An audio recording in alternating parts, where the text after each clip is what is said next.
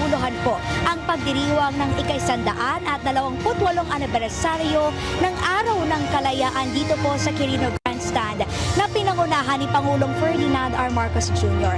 Sinaksihan po ng Presidente ang Parada ng Kalayaan na sumasalamin sa kultura, tradisyon at mayamang kasaysayan ng ating bansa sa pagkamit ng ating kasarinlan. Pinangunahan po ang Parada ng Kalayaan sa pamamagitan ng pagmamarcha ng Sandatahang Lakas ng Pilipinas, Elite Forces ng AFP, Philippine Navy, Philippine Air Force, Philippine Coast Guard, Special Unit ng Pambansang Pulisya, Bureau of Fire Protection at mga kawani ng pamahalaan. Ibinida po rito ang mga naglalakihang military asset ng pamahalaan gaya na lamang ng mga missile, surveillance, monitoring equipment at iba pang mga kagamitan para maipagtanggol yung ating teritoryo. Rumang pa rin po yung mga modernong kagamitan para sa humanitarian at disaster response.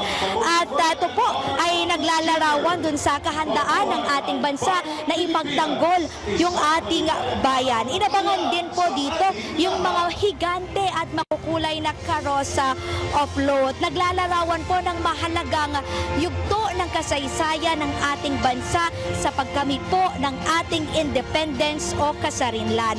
Kabilang po dyan yung mga float na pinangalan ng Lupang Pangako bago po ang pananakop. Mistulang rice terraces itong float, saka yung mga raha at sultan at sumasalamin dun sa barangay system ng Pilipinas bago yung ating pananakop. May float din na pinalibutan ng Sampaguita na ang refleksyon naman po ay katatagan ng mga Pilipino or resilience of Filipinos. Present din yung bagong Pilipinas float na ang mensahe ay determinasyon mula noon hanggang ngayon. Stand out din yung balangay na pagkakaibigan at ugnayan na may simbolo ng ASEAN. Yan po ay refleksyon dahil tayo po ang host ng ASEAN ngayong taon. Kasabay po ng parada ang pagtugtog ng mga banda na nagpasiglab ng kanilang husay at talento sa musika. Bukod sa mga nakamamanghang performance sentro ng event, ang mahalagang mensahe ng Pangulo. Iginit po ni Pangulong Marcos na bagaman pinatunayan ng Pilipinas ang katatagan nito sa harap ng mga hamon kagaya ng digmaan, naharap pa rin ang ating bansa sa mga nagbabagong problema.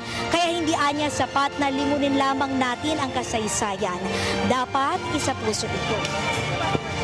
Binigyan din ni Pangulong Marcos na sa kabila ng mga problema tulad na lamang ng katiwalian at nagbabagong panahon, huwag sanang mapagod ang mga Pilipino na mahalin at piliin ang Pilipinas. Hinikayat niyang mga Pilipino na lumaban ng patas at huwag pansamantalahan ang pinagpagura ng iba.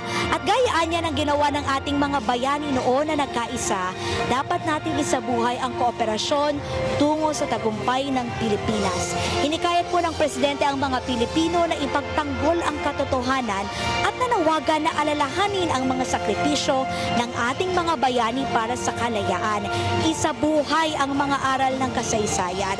At matapos nga po nitong seremonya, inaasahan na magsasagawa ng Independence Day Concert. Ito po yung mabiling mandirigma ng Tanghalang Pilipino at Metropolitan Theater. Inaasahan ang pagtatanghal po ng iba't ibang grupo para nga po mas maging masaya, makabuluhan pa itong pagdiriwang ng Independence Day. Siyempre po, present nga po rito at pinangunahan nga po ang event ni Pangulong Marcos. Kasama po si First Lady Liza Arneta Marcos.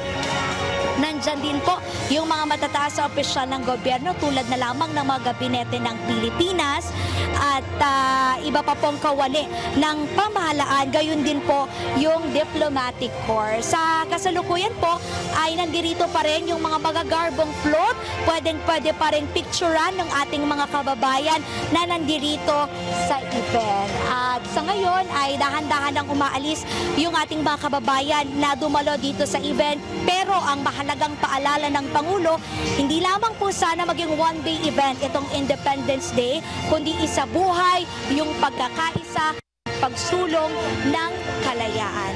At yan muna ang pinakahuling balita mula po rito sa Quirino Grandstand. Balik dyan sa studio. Maraming salamat, Clazel Pardilla.